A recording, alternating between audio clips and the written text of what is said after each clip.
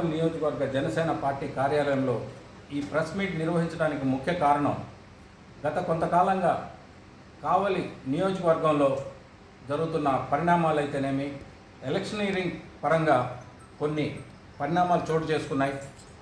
ముందుగా మేము జనసేన పార్టీ తరఫున జనసేన పార్టీలో అత్యధిక ఓటింగ్ పర్సంటేజ్ ఉన్న జనసేనకే మాకు టికెట్ రావాలన్న ఉద్దేశంతో మేమే కాకుండా మా అధిష్టానం కూడా చాలా వరకు కావలి నియోజకవర్గ టికెట్ కంపల్సరీగా జనసేనకి ఇవ్వాలన్న ఉద్దేశంతో చాలా ప్రయత్నాలు చేసి నాకు కూడా మా అధిష్టానందులు మా ప్రెసిడెంట్ గారు అయితేనేమి నాదెళ్ల మనోహర్ గారు అయితేనేమి స్వయంగా నాకే చెప్పడం జరిగింది. కొన్ని కారణాల వల్ల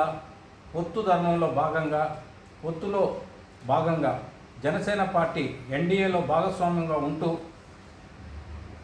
ఇక్కడ ఆంధ్రప్రదేశ్లో రాక్షస ప్రభుత్వాన్ని పారదోలే విధంగా మేము జనసేన పార్టీ తరఫున పవన్ కళ్యాణ్ గారు తగ్గి ఎన్డీఏ పార్టీలోకి తెలుగుదేశం పార్టీని కూడా భాగస్వామ్యం చేసుకొని పార్టీలో కార్యక్రమంగా ఆంధ్రప్రదేశ్లో ఎన్డీఏ ప్రభుత్వం ఏర్పాటు చేసే విధంగా మా అధ్యక్షుడు సీట్లను తగ్గించుకొని మరి ముందుకొచ్చిన కారణంగా కావలిలో మాకు టికెట్ రాకపోవడం ఒక కారణమైతే అయినా కానీ మా అధ్యక్షుడు శ్రీ పవన్ కళ్యాణ్ గారి ఆదేశాల మేరకు మేము ఏ రోజు దీన్ని వ్యతిరేకించిన దాఖలాలు లేవు.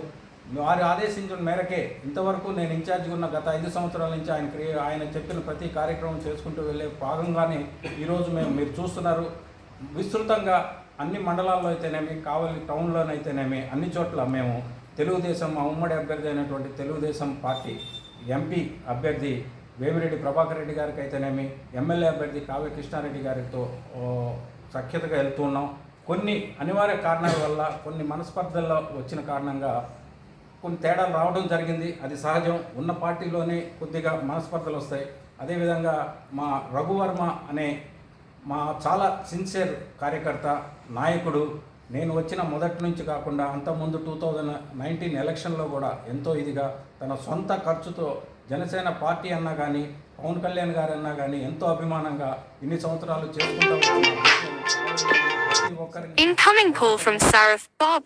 నాకు నేను చేసిన కార్యక్రమాల్లో ప్రతి కార్యక్రమాల్లో పాల్గొంటూ తన సొంతంగా కూడా ఎవరు లేకున్నా తన సొంత డబ్బుతో అన్నదానాలు అయితేనేమి ఈ కోవిడ్ సమయంలో వాళ్ళకి మాస్కులు అయితేనేమి శానిటైజర్లు అయితేనేమి ఎన్నో రకాలుగా సేవా కార్యక్రమాలు చేస్తున్న వ్యక్తి.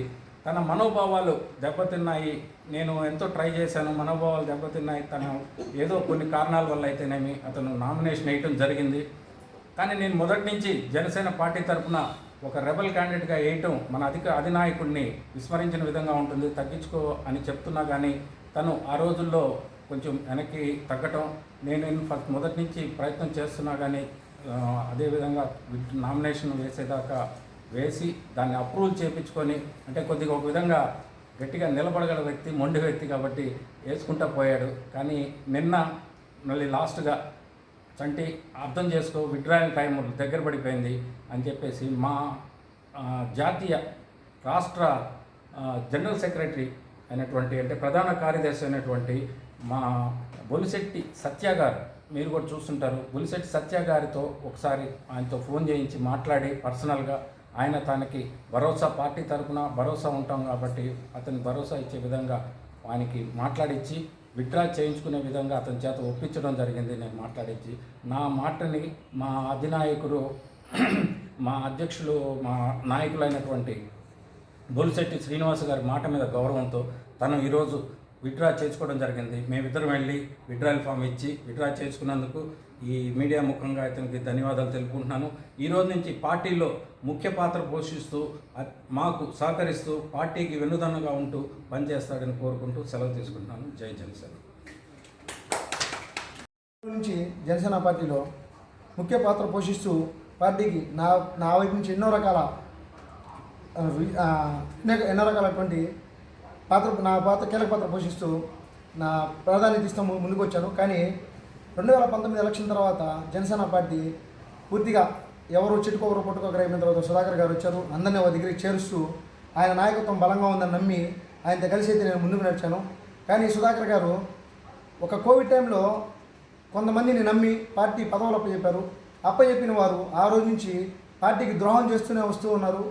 వారి మీద నేను ఎన్నోసార్లు చర్యలు తీసుకోమని చాలాసార్లు చెప్పడం అయితే జరిగింది. కానీ సుధాకర్ గారు వాళ్ళు మారుతారు, వాళ్ళు మనతో కలిసి వస్తారు, వాళ్ళు మంచి పని చేస్తారు, వారు ఏం చేసినా సరే మనతో కలిసిపోదాం, అంతా మనమే మన జనసైకిల్ అంటే కలుపుకుంటూ పోతున్నారు. నేను ఆయన మాట గౌరవిస్తూ ప్రతిరోజు పార్టీ తరపున జరిగిన ప్రతి ప్రోగ్రాంకి అటెండ్ అవుతూ నా సొంత ప్రోగ్రాంకి అన్నగారిని పిలుస్తూ ఉన్నాను. అలాగే పార్టీతో ముందుకు పోతా ఉన్నాను. కానీ ఈ మధ్య జరిగిన 2024 పొత్తు తర్వాత మేము అనుకున్నాం జనసేన పార్టీకి టికెట్ వస్తుందని.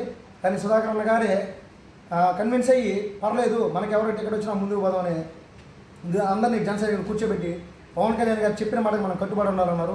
ఆ మాటకు కూడా మేము కట్టుబడి పొత్తు ధర్మంగా పోదామని అనుకున్నాము.